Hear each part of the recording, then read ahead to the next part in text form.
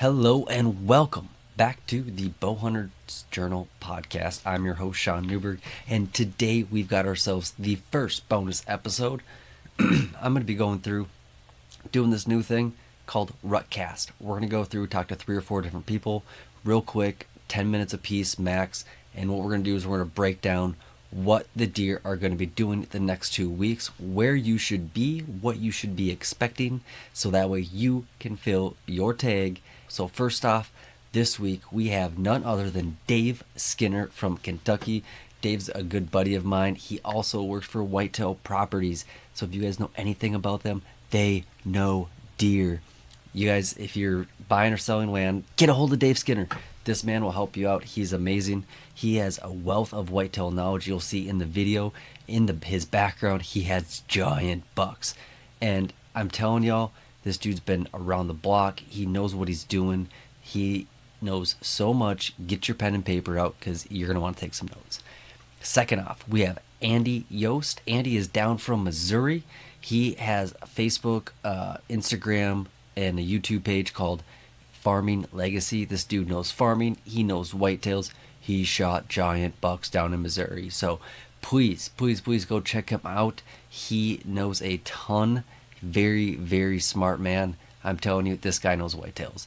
And last but not least, we have my great buddy, Ed Steinke. Ed is from Iowa. Ed is the most passionate bow hunter I know. This man has been saddle hunting before saddle hunting was cool. I mean, he public land, he's got private land, anywhere he can, and hunts deer. This guy has put in the time, he's put in the effort, he's a wealth of knowledge. Definitely cue in on him. I've got his Facebook linked down below as well as everybody else's will be down below in the description section. So please go check them out. And without further ado, thank you all for joining this bonus episode. Thank you for listening to the Bowhunter's Journal podcast. And thank you guys so much for your support. I am telling you, this is something I've been wanting to do for a while. And I just keep putting it off. And I am here to do this. And I appreciate each and every one of you guys. This is the very beginning. So thank you guys for joining. And without further ado, all right, let's get into this. So I've got Dave Skinner here from Whitetail Properties. He is down in Kentucky, and we're going to talk a little bit about what we're going to do the next couple weeks to shoot ourselves a deer. So Dave, you're super experienced. You've been hunting for quite a few years. As we can see in your background there, you've shot some giant bucks. So for October 26th through November 2nd, what are you expecting the deer to be doing? It's finally time for them to start getting on their feet and moving more in daylight. That's the exciting part. Usually between October 24th and 28th are the days that I start thinking about hunting more in the mornings or hunting in the mornings. I never hunt mornings before about October 24th, and trail cameras right now are showing me that's what's happening. Bucks are starting to move more, especially in the mornings, more in daylight. Okay, so now are you just hunting every morning, or is it only specifically a certain not even so much temperatures and the cold fronts. Obviously, if we get a front through, which right now we have a nice front here, highs in the 60s for the next 10 days or so. So those are the days I want to get out. It seems like those cooler temperatures get the deer on their feet more during daylight. But those bucks are just going to be roaming, traveling, eating, checking those scrape lines, that sort of thing. So, right. Okay. So, speaking of eating, what kind of food sources are you keying in on this time of year? We have a huge white oak mass crop this year, and by huge, I mean in places it's difficult to walk. Literally, it's like walking on marbles. So acorns are still on the ground. Okay. So deer are keying in on those heavily. If you're, I was in Ohio last week, and where I was at, there were no acorns. I don't know if they'd already been eaten or if it's just a real low crop this year, but there were no acorns, none in the trees. So I was keying in on crop fields at that point in time. Had some standing soybeans, that sort of thing. So, yeah, just the typical stuff, man. Acorns, corn, soybeans. Right. Yep. Pretty much the big three, really. So right now, since the deer are hitting scrapes, they're on food, it sounds like they're in a lot of different areas. Where are you going to put your tree stand if you're going out hunting? Yeah, so Where I are you gonna want to go be sit? in between where I think those bucks are bedding and where they're feeding at. That's my goal. So those travel corridors, I guess it kind of really depends on where you're at. Here in Kentucky, sometimes that's really hard to define. It depends on, things vary so much here from steep, rugged mountains to flat, wide open cropland. So it's going to vary a lot on where you're at, and I hunt a little bit of all of that. I'm a field edge kind of guy, and a lot of people will say, well, you can't hunt field edges. That's not where the big bucks are. I've done pretty good on field edges. Right. So I like those field edges. Bucks travel those field edges, working those scrapes. Anything, creek lines, anything that'll pinch those deer down to a small spot. That's what I'm looking for. Okay, so essentially any type of pinch that's gonna bring them up into a field edge, where, because like deer are creatures of edge, like they That's like exactly that right. where one type of habitat yeah. changes to another. So, so you're gonna find pretty much that pinch point that's gonna lead up to that field edge. Probably have some food nearby, and then also right in between cover or where This they're bedding buck right and the over my food source. shoulder, killed him in Kansas a few years ago on a farm I had never hunted before. It was the first time I ever sat there, and I had pictures of him. And we'd had a lot of rain, and the spot I picked to hunt him, I killed him the first evening I went in after him, was exactly that. The creek was swollen, the creek pinched in real tight to the field edge, and he was standing 12 yards broadside 2 hours after I climbed in the tree. Perfect. Well, that sounds like it the perfect absolutely spot for was. people to go. So, are you doing full day hunts right now for this 26th through November 2nd, or is No, it just morning and evening. I know some guys will hunt all day this time of year, but I really don't start those all day sets until a little closer to that peak breeding time. That, I look at peak breeding happening typically most places I hunt around the 15th of November. So that week prior to that, when those bucks are just zombies cruising and they do it all day, it seems like. So Right. that week then is when I start, and we're getting close. Right. So, what time are you going to get out of the stand in the morning, and what time are you going in? So it kind of depends on what I'm seeing. I mean, if I'm seeing any deer travel, I'll stick it out till lunchtime. Evening movement right now seems to be way less than the morning movement. So I'm not in a huge rush to get in my stand, but I'm gonna try to sit till 11 o'clock in the morning, get down and get me some lunch, and be back. And again, it's gonna kind of depend on sunset, but I want to be in the tree a solid 3 hours in the evening. That kind of lets things settle down a little bit, but I want to at least get 3 hours of a hunt in the evening time. So. Okay. So yeah, I mean that sounds perfect. Got to get yourself a good lunch, Absolutely. So going into the first week of November 2nd through the 9th, we know everything's changing. A lot of things are changing this time of year. What are you looking at the deer doing at that point? Bucks are going to be moving. Bucks will be moving big time. That's when those all-day sets are going to start ramping up, especially depending on the weather. If I've got a cold front end, which again, looking at the long-term forecast, man, we've got some really good weather ahead of us. So it could be a good 2-week stretch here. So that later part of that, I'm definitely going to start thinking about setting all day if the conditions are right. Okay. So now when you say the bucks are going to be moving, are they like hitting doe bedding areas? Are they like where are they in the timber? Are they going to be out in the fields? Yeah, I want to be in on? cover then. I want to be in cover between bedding areas. I'm not keying in on food as much, but I want to be near those doe bedding areas as tight as possible because those bucks are going to be going from one to the next. Okay. And do you worry as much about wind this time or that time of the year? I mean, I know deer are always using their nose, but I mean, sometimes it's a spot you got to be, but it's the wind can be a little iffy. Are you still going? No. I never hunt unless conditions are right, and by that I mean the wind is in my favor. Right. I don't need the wind to be 100% in my favor, but and I think your odds are way better if you can cheat the wind just a little bit to let that deer think he's got an advantage, but in reality he doesn't, so and this is one of those kind of stands that comes by once in a lifetime, but I used to hunt a farm that had this sheer rock bluff. It was an old rock quarry, and my favorite stand, I could only hunt it on a northeast wind. But when I had that northeast wind, that northeast wind, I could scale up the side of that rock, slip around the edge of that sheer bluff, and climb up in a tree. And unless they grew wings, there was no way a deer was ever going to smell me. And it was always a great spot. Never managed to kill a deer there, but I never got smelled either. So it was just one of those spots. It was just a matter of time. It was a matter of getting enough days to hunt that farm. I would get 1 or 2 days a year to hunt that place. And yeah. Right. Yeah, that easterly wind's really tough to come by pretty much no matter where you are in the country. It is. I would love to have one of those situations with a northwest or a straight west or a southwest wind. Get lots of days with that westerly wind, but that northeast is hard to come by. Right.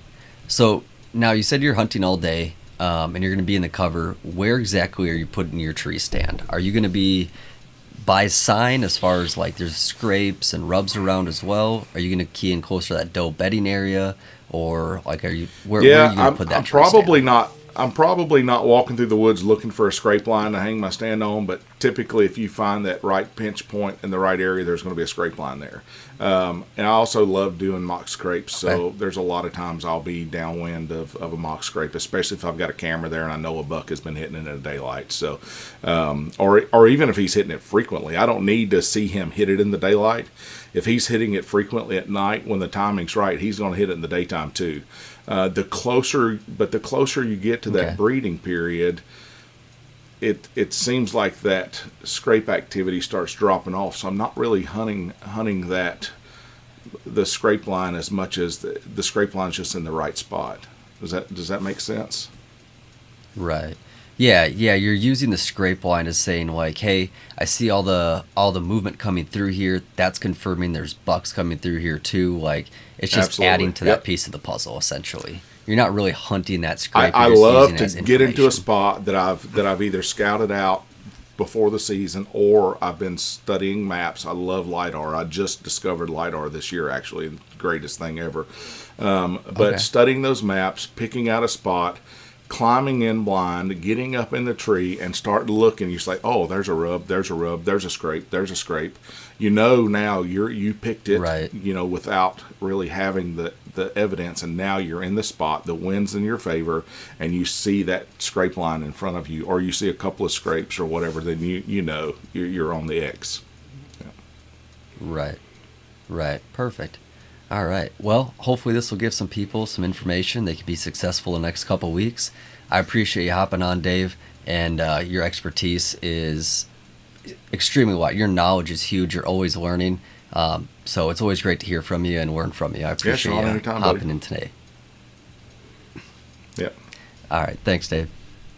All right. We are here with Andy Yost. Andy is down in northern Missouri. I say down because I'm in Minnesota. But he's got a YouTube channel called Farming Legacy. I'll put the description or the link down in the description. But it's a little bit about farming, a little bit about hunting. So if you guys are into that, go check him out. And we're going to talk a little bit about what's going on in northern Missouri. So Andy, thanks for hopping on. Yeah, thanks for having me on, Sean. Appreciate it. Yeah, no problem. So we've got the week of October 26th through November 2nd coming up. Things are getting pretty crazy in the deer woods. What are you expecting the deer to be doing as far as their behavior this week? Are they, still hitting that food source pretty commonly? Are they starting to chase does, hitting scrapes? What are you expecting to happen? I honestly feel like this week is the best week to hunt. Leading up to Halloween in the first few days of November, a lot of the bucks are cruising. They're looking for that first doe, and I'm in doe bedding areas already at this, right? In the evenings, I'm sitting on feeding areas where I know that there's a congregation of does that like to go, and there's going to be bucks show up there to check them out. And, you just got to put yourself in those areas. Right. Yeah. So are you seeing these bucks hitting scrapes still throughout this week, or are they mainly just kind of running those lines and checking does and not spending a lot of time in one spot? I think they're hitting the scrapes and, just making their rounds. It's been a lot of wet weather in the last few days, and it's Okay. supposed to rain, I believe, a couple days in the next 5 as well. So they will be, hitting the scrapes again. They'll be using them throughout the rest of, um, you know, throughout the rest of the season. Right. But until they Right. get Yeah. Yeah. completely Those locked in community with a ones. doe, they're not gonna be taken away, and they're gonna be looking for that fresh line just like we are. Okay. Sweet. So, you talked a little bit about hunting the food sources in the evenings.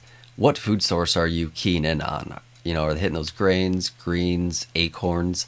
What are you seeing up there or down there in Missouri? Have a whole lot of green plots to hunt over.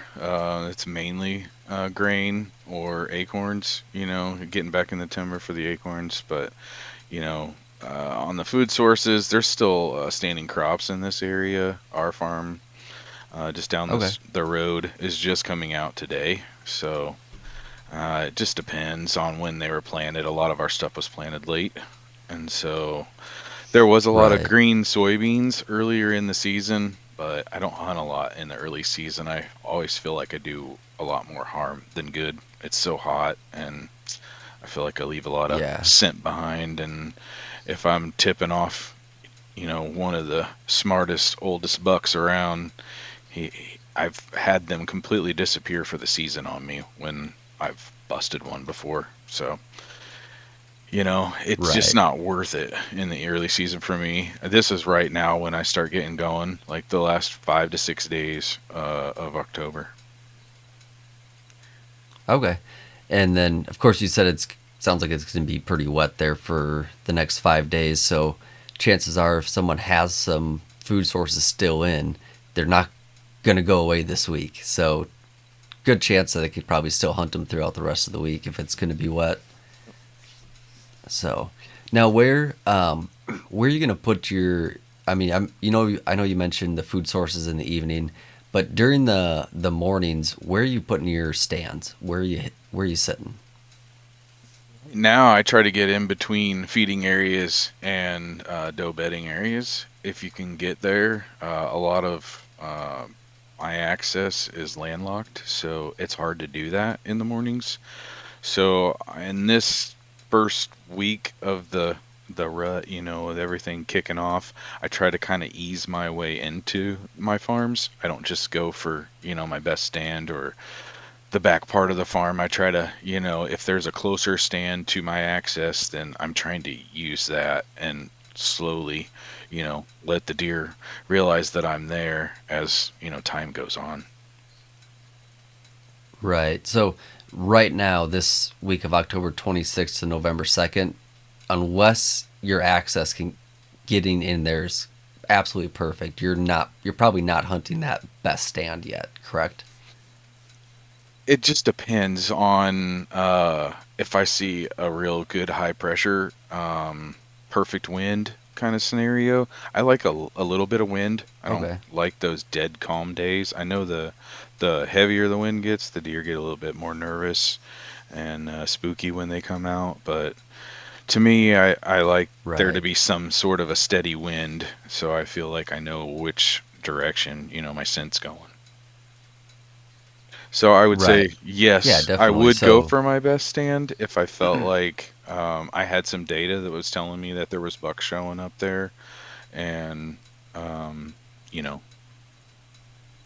that sort of thing, I guess. right. Yeah, if everything was setting up right to say, "Hey, this is where I need to be. The access is right, like the weather's right." Then you're going to go in, but you're not sitting there at like I'm diving in because everything's going crazy in the woods and it doesn't quote unquote matter. I mean, deer are Yeah, always going to smell you no matter what, but you can get away with a little more when they're heavily cruising. that's right. So, Yep, and so, the does get so distracted November, by bucks, harassing them too. They can. I've had right? many a Yeah, does, pick up on my ground scent and start to track to where I'm at, and then along comes a buck and disrupts them and completely takes them off their course of train of thought. So Right. Yeah, you're not a distraction anymore. So now going into November 2nd through the 9th, how are you seeing the deer behavior change, and what are they going to be doing? most of the mature bucks are going to be with a doe. Not all of them, obviously, but that's that week. It seems like to me is one of the hardest ones to find that buck that you've gotten pictures of. The whole summer you've been locked in. I want to hunt this deer. That's when he's, you know, already found a doe, and you have to be in the spot where she wants to be and where she's gonna go. So that's why I start hunting does so much during, those first 2 weeks before it peaks. Okay. So where would you expect to be hunting those does at? Are you still hunting the food in the afternoons? And then where are you hunting over, like their bedding areas? Or are you going, where exactly are you going in the morning? In the morning, I'm trying to get in between, either some kind of saddle or pinch point, or just outside of a bedding area. A lot of the deer here will, go from, like, my instance is a little unique. I have a couple different farms that have big bottoms, and so they have ridges all around them, and the deer will be in those bottoms in the morning and then filter their way up out of them onto the ridges and bed down. Okay. And so if you know specifically these little pockets of bedding areas, you can, key in on a pinch point that's right in between those two areas. Okay. And then, are you starting to sit all day, or well, I guess it sounded like the October 26th through November 2nd, you're probably not sitting all day yet. And then No, correct me if I'm wrong. And then November 2nd through the 9th, are you starting probably to sit starting to. all day Yeah. then? Yeah, I'm probably gonna sit Okay. at least one of those days, if not a couple. All just depends on the weather. If it's real hot, they're not gonna be moving as much. But yeah, I'm starting to Okay. sit all So day that weather first week. dependent, yeah. Mhm. Okay, so yeah, weather dependent, you're pretty much gonna 80, 70 to 80%, you're probably gonna be sitting full days if you're going out. So, Yeah, all right. and Well, is there anything? when I'm there to Oh, hunt, it's I you're not giving yourself any opportunity. If you're back at your cabin or whatever, you might as well be out there. Uh, yeah. a lot of intrusion you do going in and out, is more harm than just sitting there. Right. Yeah, that makes a lot of sense. If they're smelling you going in and out all the time, they're not going to want to be there. They don't like pressure. So Yep. that's If, a if you good could, point to make out, especially coming into this time of year. yeah, sure. So, all right. Anything else you want to let anyone know to hopefully be successful these next couple weeks, Andy? Um, let's see.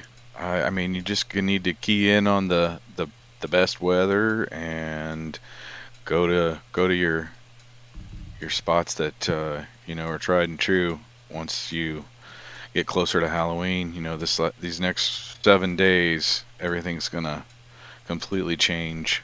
So you just got to get in there and Right. make it happen. Sounds good. Well, thanks, Andy, and good luck the rest of your season. All right, thank you. You too.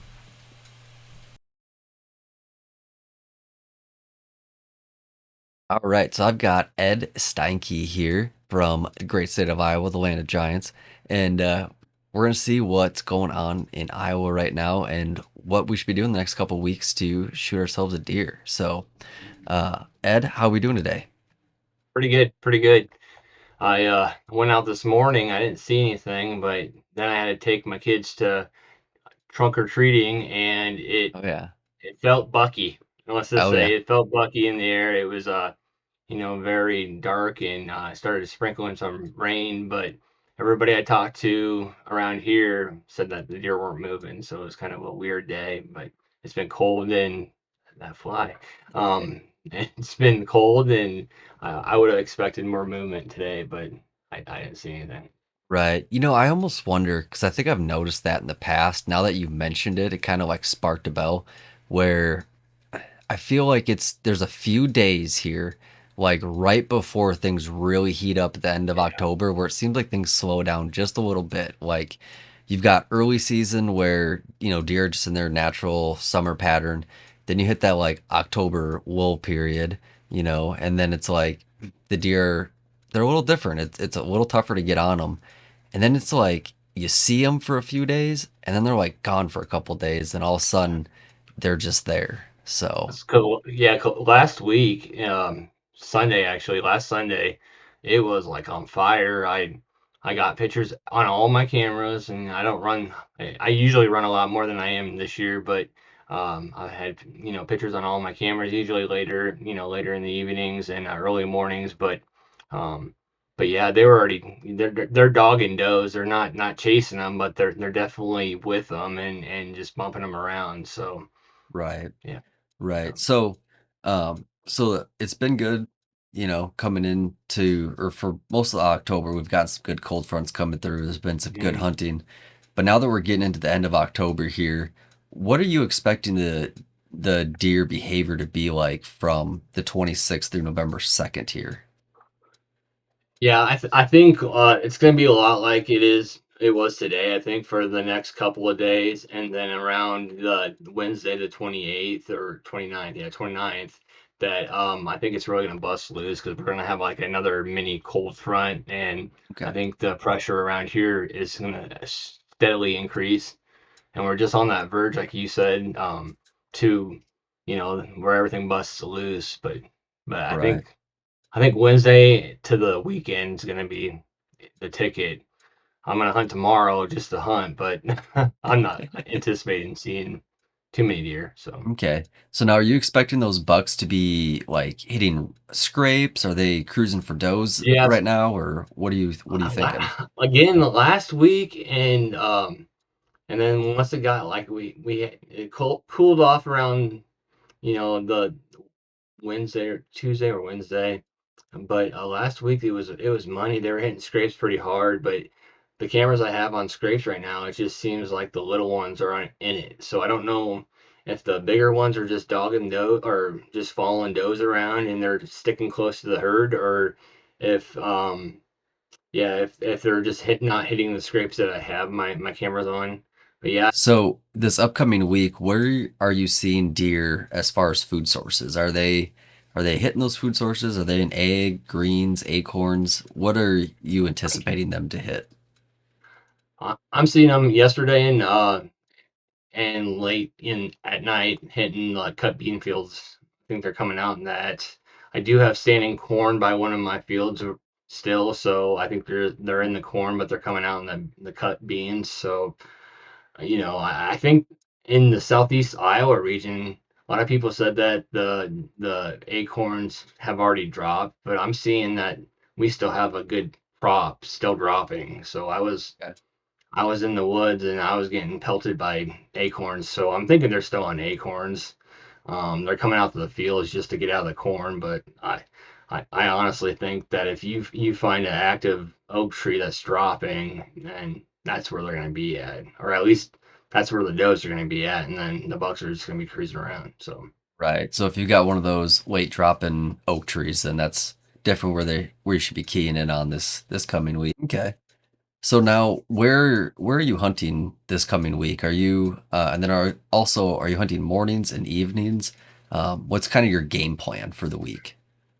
so my normal game plan would be start hunting hard this week, but with my new job, I'm traveling a lot more, so I got to be really picky on what days I go out and what days I don't. And I've been a lot. I do a lot of analytical, so I use data to drive my choices. And so from the cameras I have out and the wind, the weather, the pressure, that'll make me choose this week at least when to go.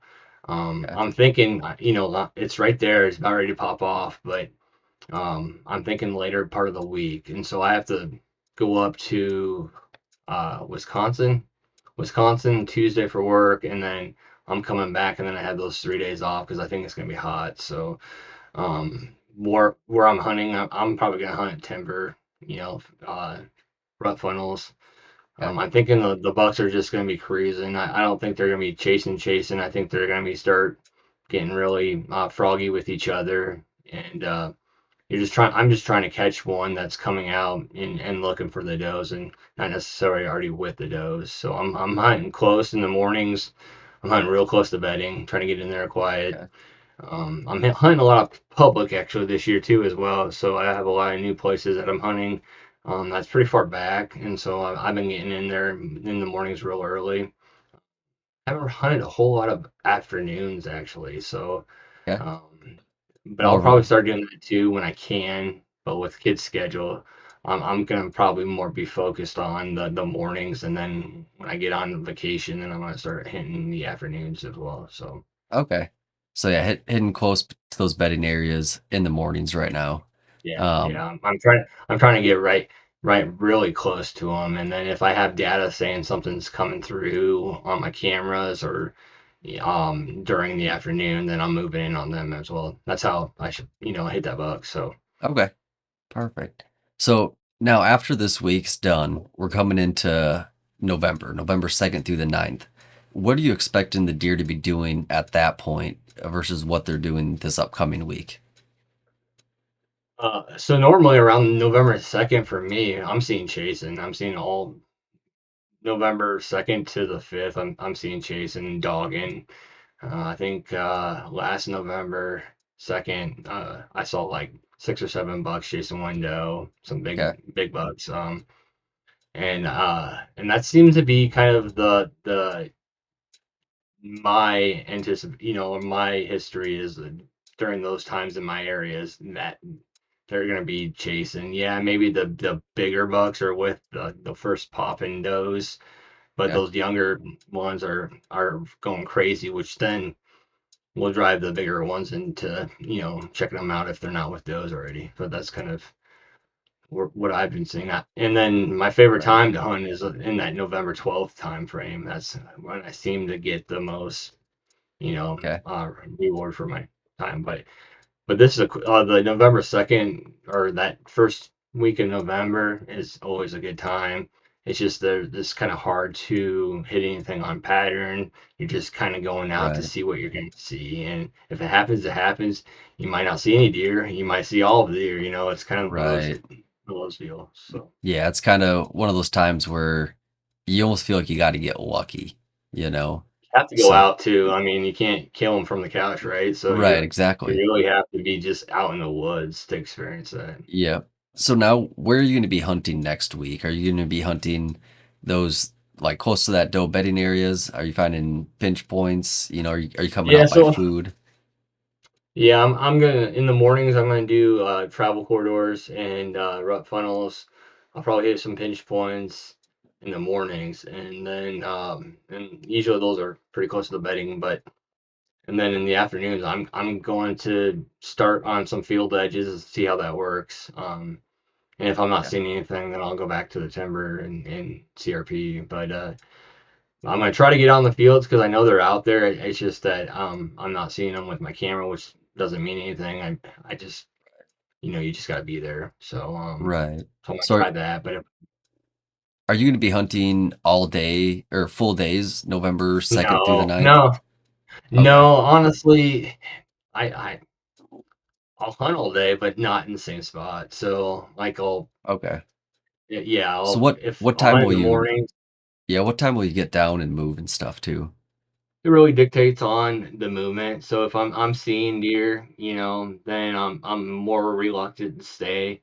If I'm not seeing deer, then I'm shifting to my late afternoon or late morning spots. Maybe Okay. closer to bedding or on the edge of bedding, and then if I'm not seeing if there's nothing there, then either I'm staying there for the rest of the night or I'm moving closer to the food sources somewhere else. So I'm not afraid to move for sure. And Okay. But if I'm seeing deer, I'm not going to leave deer to find deer. So that's kind Yeah. of my philosophy. So Yeah, definitely.